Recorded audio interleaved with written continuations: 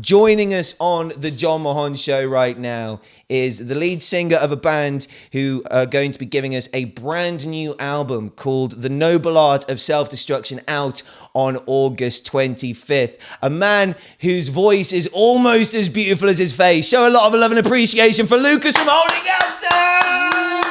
Absence! Woo. Hello. You are a sideways. There we go. Let's go. Sorry. Hi guys, how are you today? All Good. the better for seeing you, bro. How are you doing? Good. Yeah, we're home at the moment and enjoying being normal. So I'm having a different time right now, but I'm having a blast. So It must feel weird being home because you've been away a lot, haven't you, in the past year or so? Yeah. It's kind of very odd actually, like trying to just come to grips with routine and I don't know, like what do I like to cook for myself anymore? I can't even remember, you know what I mean? So it's just like, yeah, it's been fun, but at the same time, in a lame way, I've enjoyed the boring things I would normally have hated, if that makes sense, because it's nice to have them back, I guess, Hell yeah. And I mean, like, take us through like the last couple of months of being in Holding Absence, like exactly how much has been going on, not just with your touring schedule, but with the lead up to a brand new album happening simultaneously as well. What's it all been like?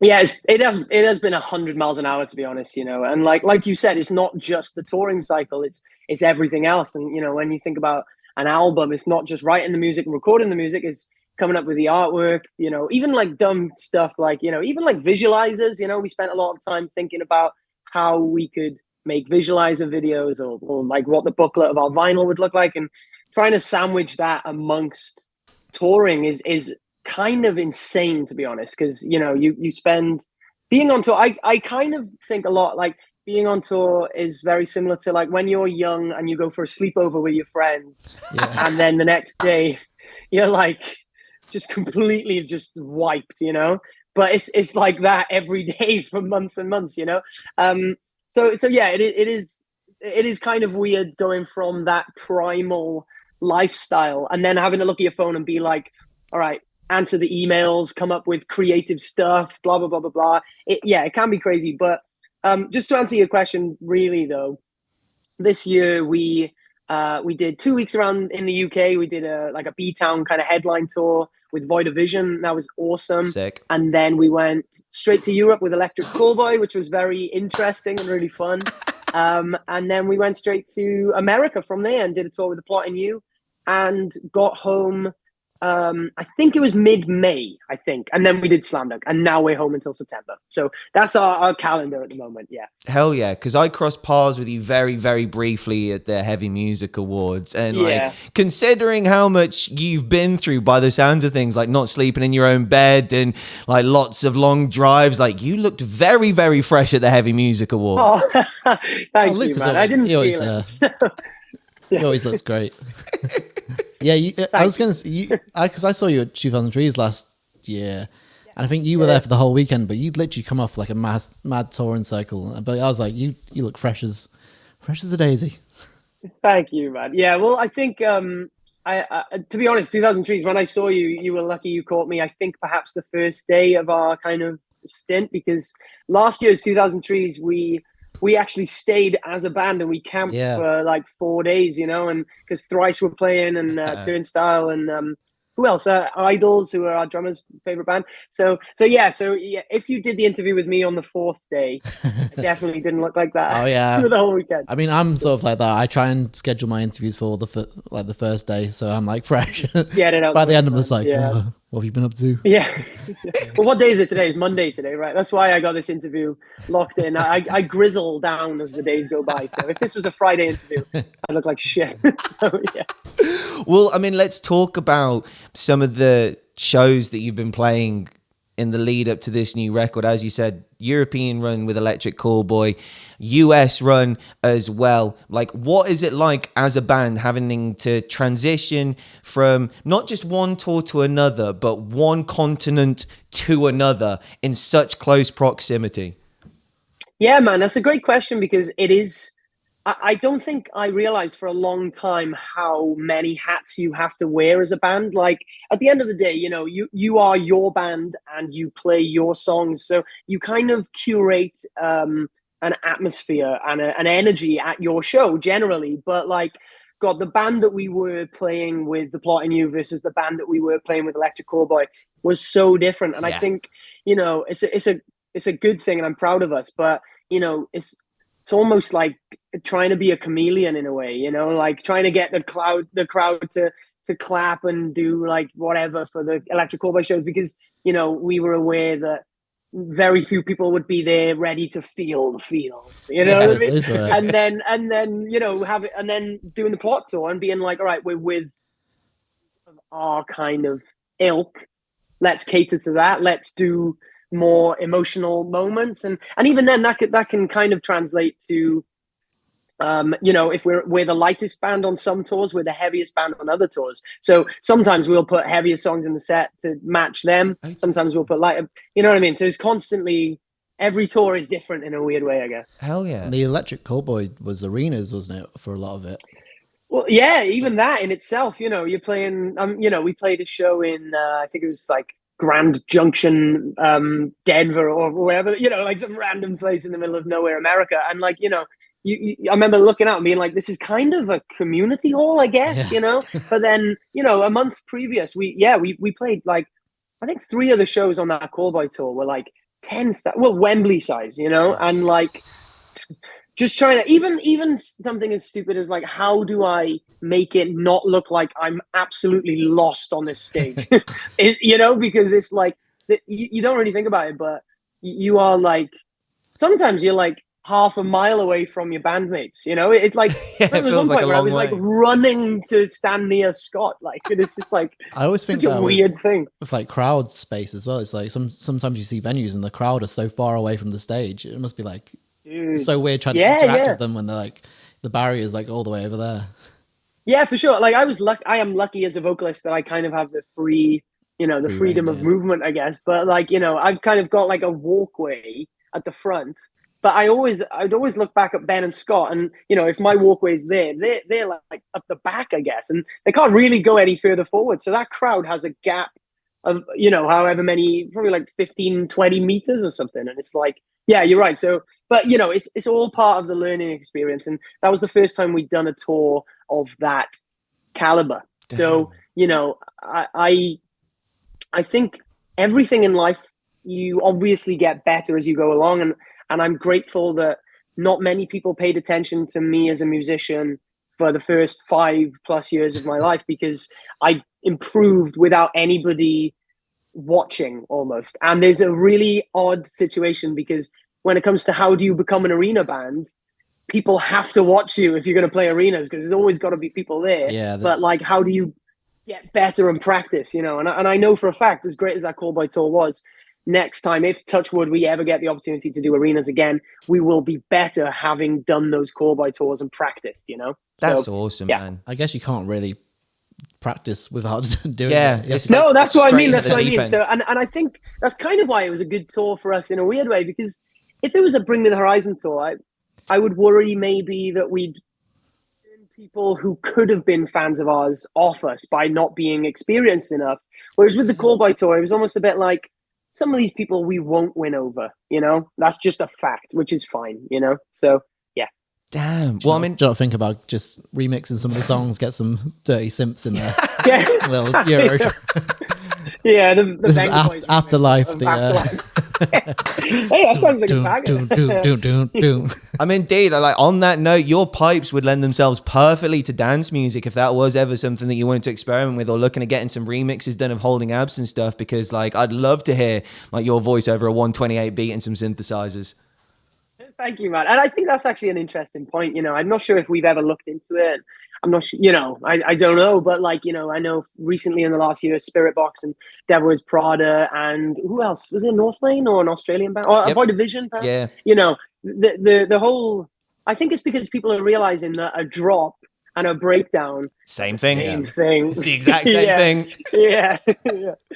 Hell yeah. Well, dude, on the note of something that you just mentioned, which was your development period as a vocalist, there was something that I really wanted to ask you, which was, could the Lucas in 2017 who sung Permanent sing Afterlife in the same way that you did in 2021, like especially like some of the higher parts, or did it take those 4 years for that false fold distortion to develop to the synonymous sound now associated with your voice?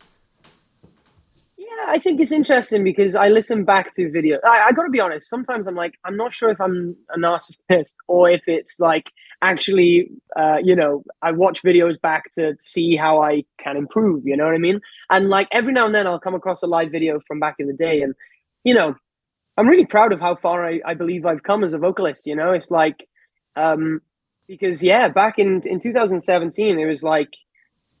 I couldn't even sing the songs we did then, let alone the songs we've written now, But then at the same time, I mean, dude, first time playing Afterlife, I was not ready for how hard that song is live, and I'm better at it now. But, once again, back to the constantly improving, constantly practicing kind of thing. We're fortunate we get to play so many shows because it means that every time somebody watches Holding Absence, I believe we're a step above the last tour we did. Sick. Really, And that's awesome. Yeah, to bring it to now, we listened to Honeymoon before on the show, and it is probably one of my favorite vocal performances you've had. It's like, thank you. Yeah. Just the range of like soft and like the bits where you transition to your falsetto is just so seamless and perfect. I was like, this is literally one of my favorite Holding Absence songs and one of my favorite vocal performances you've done. Thank you so much. Yeah, because I think an interesting thing about the Noble Art as an album is like we said to ourselves, we kind of viewed this as the third in a trilogy, and we've spoken quite a lot about that. But like, I wanted to make sure that we almost tried everything we could in the sandbox before maybe leaving it, Hell yeah. And I think Honeymoon, Honeymoon might be what the next sandbox looks like. Perhaps we become like a more dreamy shoegaze pop band. I don't know. We're so far away from album 4 right now. But I think, for me, it was, how have I not pushed myself before? And that is the first, you could argue that's the first chorus I've ever written that wasn't incredibly hard to sing, but beautiful in a different way.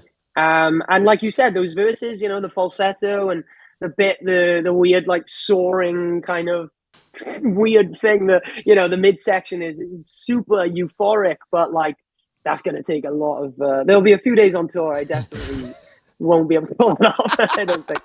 Well, I mean, speaking of the reaction to the song, we did a reaction to it earlier to kick this show off, and there's a guy in the chat called Aaron Stickle who said instantly top 3 favorite Holding Absence song, and it's like this tune's been out for days and people are already saying it's like top 3 best of your entire career. I mean, like across the board, what has the feedback been like? I've seen people online already saying first dance at weddings, like. Yeah, crazy that. Yeah. The feedback has been really, really special, and I, to be honest, it's being in a band, and making things often, and then trying to gauge reception and stuff. I think, I'm trying to think of a good example, but like, for example, like Kate Bush, right?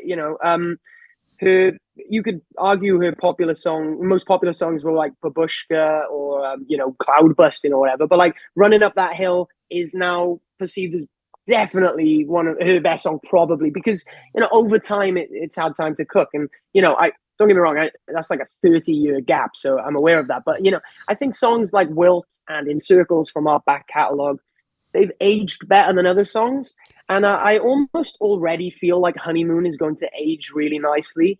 So that's a cool thing. It's more about what people say than how many people are saying it. Yeah. Because I'd rather have 100 people say, wow, this is beautiful, I'm going to have this played at my wedding, than 1,000 people say like, cool song, dude. It's all right. You know what I mean? And then, yeah, right. So yeah, there is a definite interesting kind of aspect to gauging response, I guess. And also, you'll speak to artists who say, I never read the comments on my YouTube, blah, blah, blah, blah, blah, and I understand that. But then at the same time, I think for me, it's very much a case of trying to understand what people perceive us to be good at as well as what we perceive ourselves to be good at. And one last thing I'd say about Honeymoon actually is I wrote that song with just an acoustic guitar, and that had that had never been done before in the Holding Absence really? discography. Damn. It had always started on a computer. And I think, for me, especially that little hammer on the blum, blum, ba-da-da-da-dum, blum, blum, blum, it feels so like infantile. And I think it had to come from a place of naivety almost. And, maybe that has inspired me as a songwriter to sit down with an acoustic guitar more often for album 4, So, yeah. That intro sort of reminded me a bit musically of like Smashing Pumpkins, old sort of 90s Smashing Pumpkins vibe. Yeah, dude. Well, the thing I'd said to myself for Honeymoon was one of my favorite bands of all time is the Pixies. Yeah. And Where Is My Mind is like their kind of seminal hit. And the way it kind of comes in with that acoustic, and then the ka ka ka ka ka, like that. That was kind of what I told myself. I said, let's write Where Is My Mind, but if Deftones wrote it, and it's interesting because Smashing Pumpkins has definitely almost become part of that palette as well, which is great because those are all bands that are way cooler than ours. So I'll definitely take the similarities. I don't know, man. Like Billy Corgan now seems more interested in professional wrestling than he does with writing Smashing Pumpkins. I got Is he interested in Oh, that? you got the hot rod top on as well. Let's fucking go. Right, now he's speaking John's language. But yeah, you're right. And I think that's funny though, is like, that's just an interesting thing that I like to observe as a consumer and a lover of music is like, when will I lose touch with music and become more in touch with wrestling, or like, you know what I mean? Like, as much as I love Billy Corgan, he's definitely, even Deftones, I love Deftones, but their last 2 albums maybe haven't been as in touch, and that is something, and I think that's a thing I often think to myself. I'm like, when will I have written a magnum opus album, and when am I on the way down? Well, hopefully not anytime soon. I think it's a different. I was thinking about this the other day. There's bands that I like, but then certain songs are just, to me they belong in like a certain era or a certain time and part of my life. Whereas like some bands write songs that I could still listen to today. They're like timeless songs. Whereas some songs I'm like, I like that, but it reminds me of being this age or being in a certain place. I think it's those ones the songs that last are the ones that don't have a time like attached to them, I guess. And if you felt, sorry, carry on, bro. Sorry, you go. I was gonna say, have you felt that with like Holding Absence songs, like over time, like as you look back on, like some of like the earlier songs that you were putting out in like 2017, 2018, like with your development, not just like vocally, but as a band as well, you said finding your feet, finding your sound. Do you feel like there are certain songs that like either you wish you could go back and do differently, or maybe future down the line, like could take on a new life depending on where Holding Absence goes? That's a good point. Yeah, I think we've had quite and I got to be honest, I'm very proud of this. I think if you looked at our band's success on a graph, I really think we've had a very steady rise, and there's a lot of bands in the scene that will peak and then will kind of struggle or will come back up or whatever, But I think for us, it's like our growth has been very, very healthy and steady. But at the same time, I believe pretty much every song we ever put out was the most important song at the time, So, for example, songs like Permanent Dream of Me, Penance, those first 3 songs were so vital to our band. And, but then at the same time, we've almost grown out of those songs. We played Dream of Me on the tour in January, and broke my heart because nobody knew it, And I was like, people keep asking us to play this song, and we played it and nobody knows it. And I'm a bit like, that's tough then, because it's like, ultimately, most of the crowd aren't there for those songs. Yeah. They're here for the new songs. And it's kind of like respecting the music you obviously spent lots of time writing, but also used to climb the ladder, I guess. But then at the same time, respecting the fact that, maybe those songs don't hold up against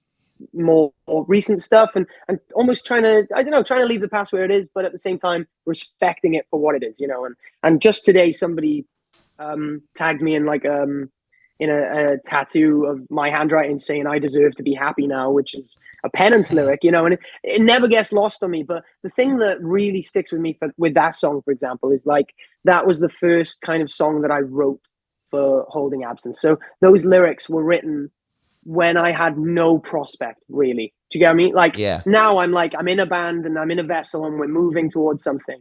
Whereas like those lyrics were like, my friend has just sent me a song to write over. What am I going to do? You know what I mean? And so for that to have resonated with anyone, despite having absolutely no prospect almost, that is really special to me at the same time. So yeah, it's kind of trying to figure where it all fits in, I guess, you know? Well, in fact, actually, what you were just talking about ties in perfectly to a question that we've had someone send in the chat who's watching right now. Dr. Scott says that he was going to ask if you felt pressure writing the new album, given the success and the brilliance that you've had so far. Like, did you feel like the demand for Holding Absence whilst you're in the studio because you've set such a high standard with your music already? I think, thank you, by the way. That means a lot. But yeah, I think for us, it was like, you know, I think a very important thing to remember is when we released the self-titled album, we had a lot of lineup changes and we'd had lots of issues with the production to the point where I can't even really listen back to our debut anymore. I struggle. Really? As a creator. Yeah, to be honest, I nearly tweeted about it the other day, but I think I struggle because it reminds me of a very almost traumatic time in my life, you know, because there was a lot going on and the pressure of signing to a label and all this, you know. So the person I was when writing that album and when recording it is very different from the person I am now. But the point I'm getting at is the greatest mistake of my life was written with complete liberty and with just freedom and excitement, you know what I mean? There wasn't any pressure because in my eyes, the self-titled had flopped, you know what I mean? So I was just like, let's just write the best music we can. And I think I really clung onto that mentality for the noble art, because I remember thinking, if I let the pressure get to me now, maybe I'll fumble this, you know what I mean? But everybody loves the band where it's at. Everybody's loved the stuff that we put out recently. And I still think we've got more to give. Hell yeah. So let's just be rather than try, if that makes sense, you know? Kind of like the opposite of most bands. Most bands are like, the tricky second album when they're like, people always say about the sophomore slump, and I got to be honest, I think that was that was the album that catapulted you to the next level, I think so. Very much so, yeah. And speaking of new albums, you've got a brand new album coming out on August 25th called The Noble Art of Self-Destruction. Where did this album begin? Like, where was the starting point, the first conversations, the inception of this record? Oh, great question. Yeah, so this album is very conceptually rich. You know, I spent a lot. I will say, you know, when we were writing the Greatest Mistake, it's funny. I vividly remember we were writing The Greatest Mistake of My Life, like towards the end of 2019.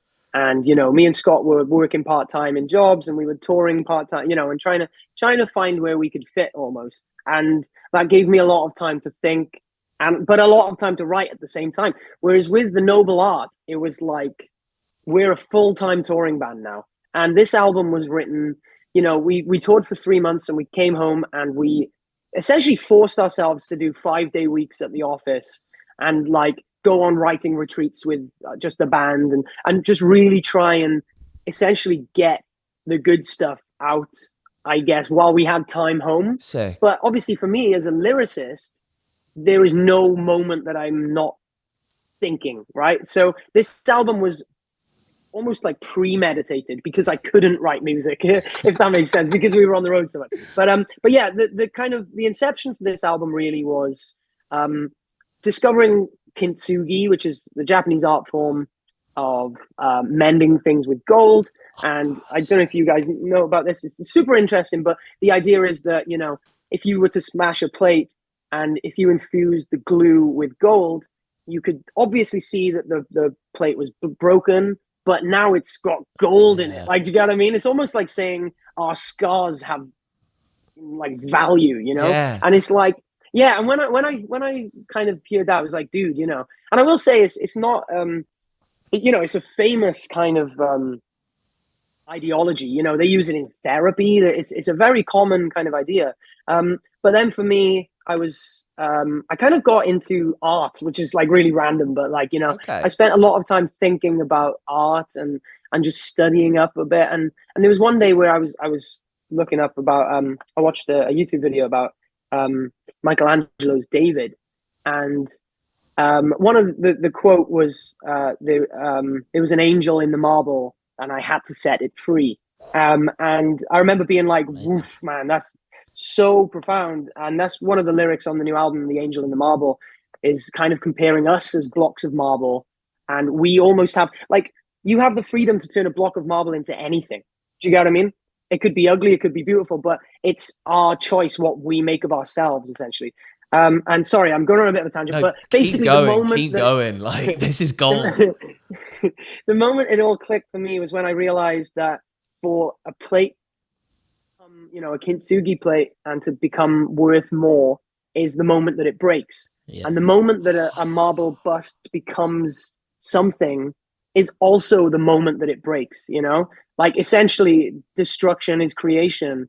And I think once I figured that out and I thought about, I'm very open about the fact that a lot of the things I've gone through as a person, I'm so grateful for, because I've learned from, like I said, even just playing shows, having traumatic shows, I wouldn't change any of it for the world, And I think, once we got that idea in our head of this basically art through destruction, and then applied the metaphor to us as people, it was just on the house then, you know what I mean? So, well, dude, that is such a fucking amazing concept to build an album out of. Like, the way in which that allows you access to so many different themes and metaphors and visualizations. And now, obviously, the last music video makes way more sense with... Yeah, and the album artwork is basically what you were just talking about. Yeah, and I keep meaning to ask you, in that last music video, the rock that was like a central theme throughout it, is that now like basically a bit of marble that you're referencing that is like the sort of raw form? Do you mean the honeymoon video, or do you mean the False Dawn one? Crooked Melody. The Crooked Melody one. Oh, Crooked Melody. Oh, yeah. So Crooked Melody is the stone itself obviously is like kind of in the background, and then throughout the video it kind of slowly decays, I guess, and breaks, so that it was a very like on the nose reference to the marble bust, I guess, but in False Dawn, we've literally got a kintsugi 3D render of a Michelangelo sculpture. And even like on the visualizer for Honeymoon now, and the visualizers going forwards, it's like we had every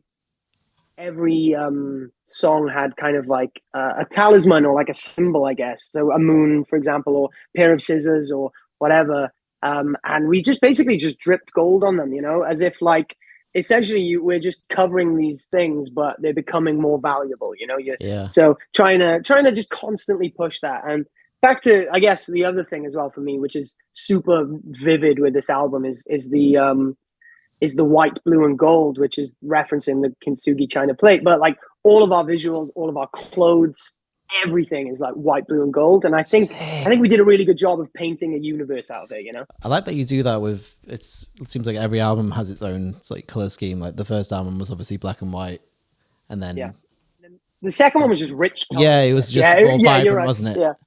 Yeah. I like it when bands do that. And I think for me it's just like, I don't know, it's almost like if you were an actor, stay in character when you went for lunch, or would you not? You know what I mean? And there's no right or wrong answer.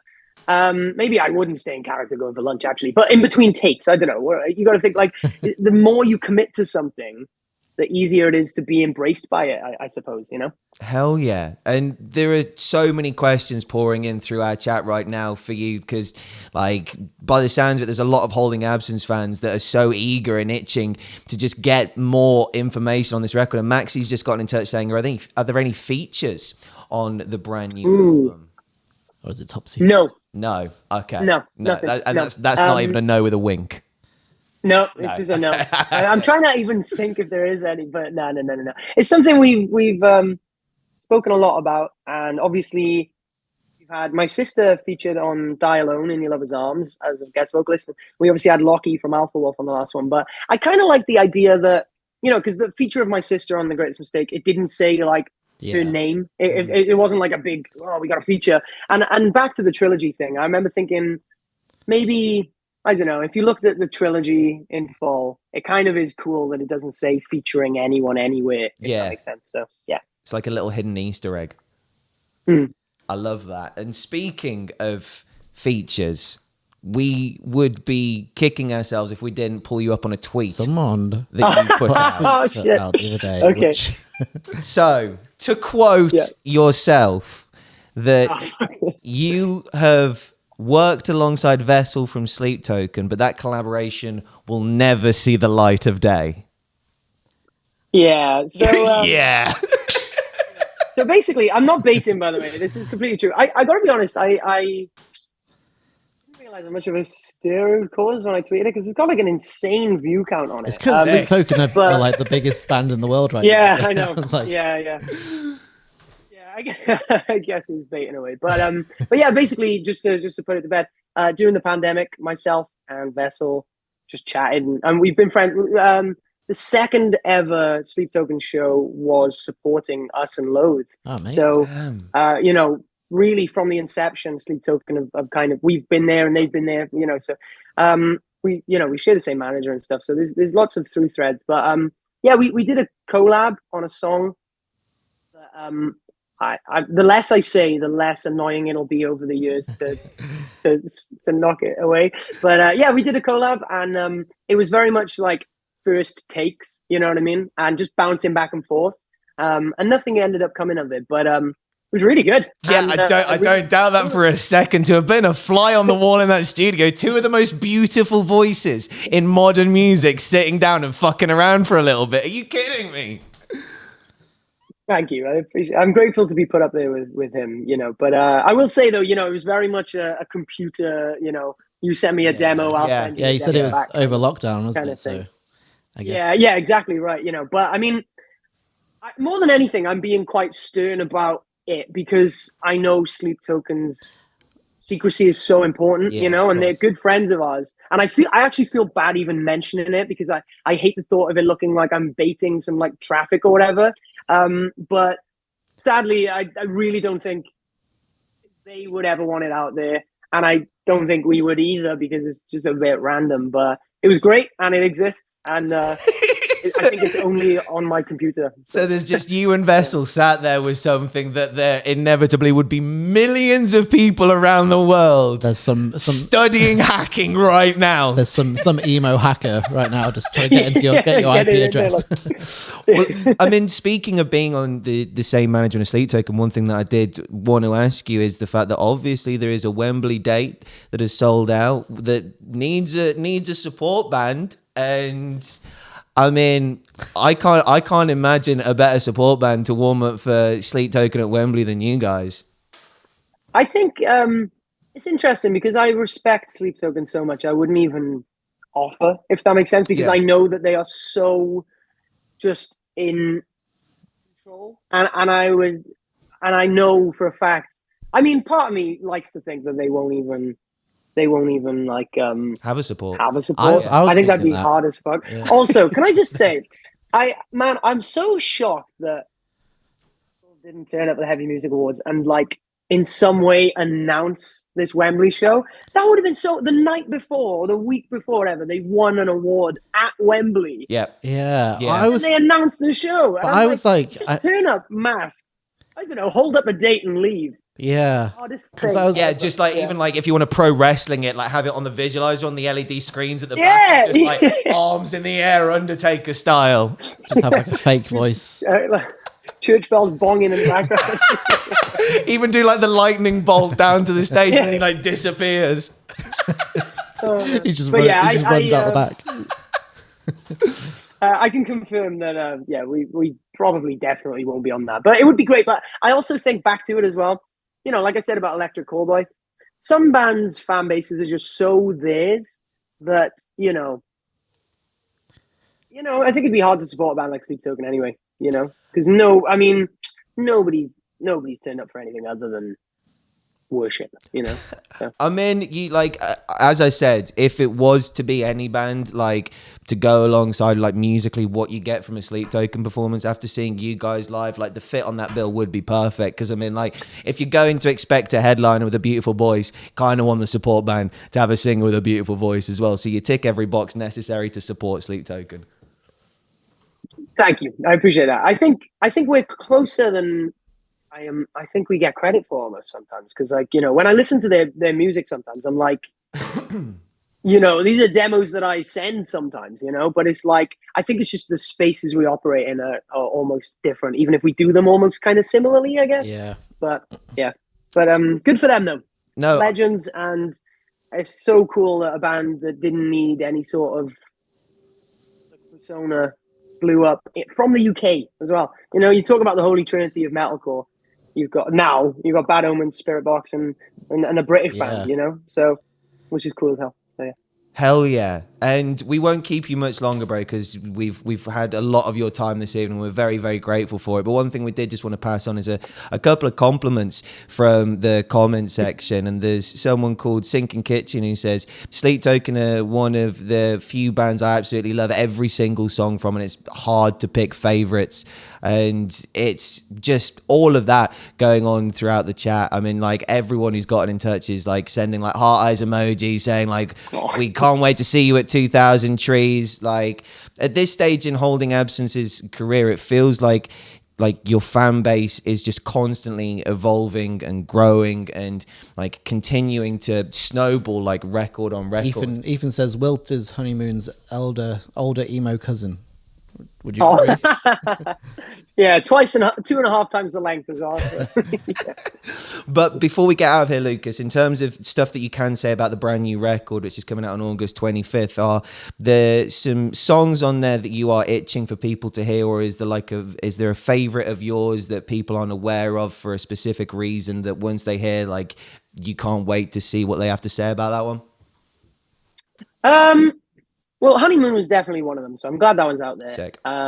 I will say the goal for this album was all killer, no filler, and I believe every song is a good standalone song. That was the goal, and I believe we fulfilled that.